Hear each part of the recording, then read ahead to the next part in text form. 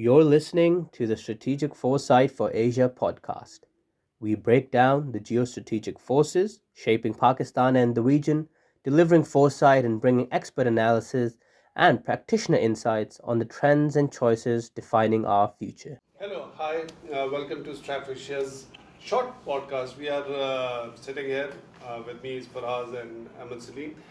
We'll try to make sense of the recent news report that Pakistan is playing mediating role between war factions in Libya, the two groups.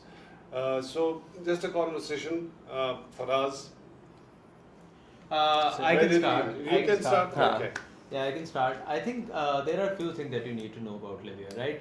There are two factions. There's one led by Khalifa Haftar, and there is one led by Abdul Hamid Dibaiba. I might be pronouncing the name wrong. And one of them is recognized by the UN. By the other UN, wasn't. Which yeah. one is recognized by UN? That's Dibaiba. Okay. And Khalifa Haftar, by the way, has more than 70 to 75% population and the landmass acquired. So And he has more influence. One has capital in Tripoli, that Yeah. is UN recognized. Yes. The other is in Tobruk, which Yeah. is Khalifa Haftar. Yeah. So there's two factions. They're Yeah. fighting with each other. Yeah, Okay. and they're divided from west and north. That's Okay. how we know their influence. The Bible one is in west, and the other one is in north. But the thing is that Khalifa Haftar has more influence. He has more money. He has more power. He has consolidated more power. And his son, very influential son, Saddam Haftar. And this all started back in 2011 when the Gaddafi government was Right. toppled. And recently we got to know that Pakistan is mediating between these two factions, and they have been called by them, by the two factions. They want Pakistan to mediate their conflict.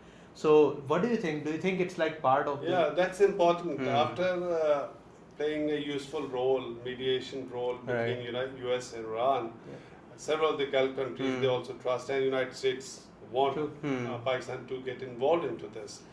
Because some of the statements they came from the article as well, we see it comes with US support that Pakistan should play its role. Dawn was reporting that Yes. as well. Yeah. and routers? Yeah.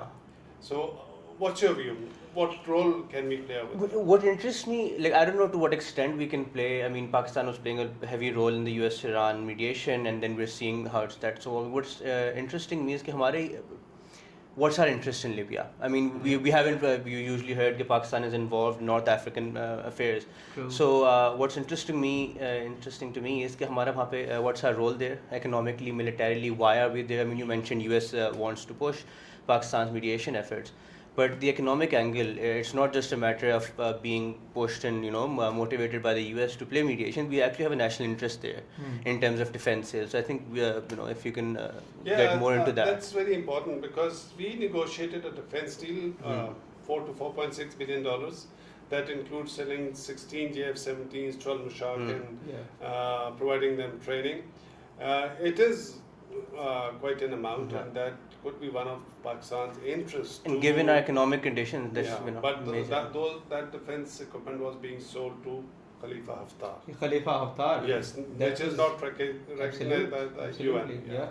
And Khalifa Haftar was buying it, but now this new Libyan reunification program that they are starting, Khalifa Haftar's son Saddam is supposed to be the president, or Khalifa would be the president, and the prime minister would be the Baiba, who is actually now UN recognized prime minister of Libya. Okay. So they wanna, they wanna have a regime in which both of them can share power. How would that work out? If they do not have an active conflict anymore, what are they going to do with the JF-17 Thunders? These are the questions that will rise after. That's interesting. If those are the internal dynamics, because we also hear that the other group also wants to reach out to Pakistan. Yeah. They all want Pakistan to get involved in that peace process. So overall, if and when, because already we have seen what has happened between US and Iran, and if Pakistan is able to bring peace in amongst the Libyan factions, so how do you see Pakistan's status, diplomatic? So The funny thing is that Pakistan is not really talking much about it. Like the Pakistani government is not officially talking about it. So I don't think they want to play it as a diplomatic win yet. This might change in the near future. Which is smart. I would say that's a smart move. We shouldn't oversell or too quickly sell something before it's even materialized into anything. And even if it does materialize, there's always spoilers.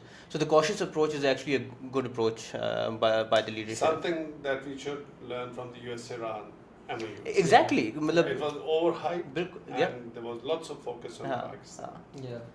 A do good you think statesman that- is never thumping his chest. He's very humble about Absolutely. it. But do you think the reluctance come from we learn from MOU, or the reluctance come from because we want to see how this plays out, and then we want to go like, look at this. We are the regional net security provider again. I think that's because the internal dynamics of Libya are so complicated after Gaddafi that we probably, if we want to play our cards very carefully, not to oversell, because it can harm our image as well. So that could be one of the reasons, as Faraz also said. Caution, I think, is appropriate at this moment. What happens in the coming weeks, if both factions they reach out to Pakistan and Pakistan can facilitate those talks and bring peace, everybody would know them. But thank you very much, guys. It was a very fun conversation. Interesting. And I think we should take away, I mean, this thing will continue to evolve as things move forward, but what we should take away is that the scholars, the researchers, the people in strategic affairs, we need to start paying attention to North Africa. Yeah. It's not just South Asia anymore. Pakistan is getting involved in West Asia and North Africa, so we need to keep an eye on that if we want to stay up to date with things. Absolutely. Absolutely. Thank you, Ahmed. Thank you, Faraz. Thank you, sir. And see you in the next podcast of Strategy.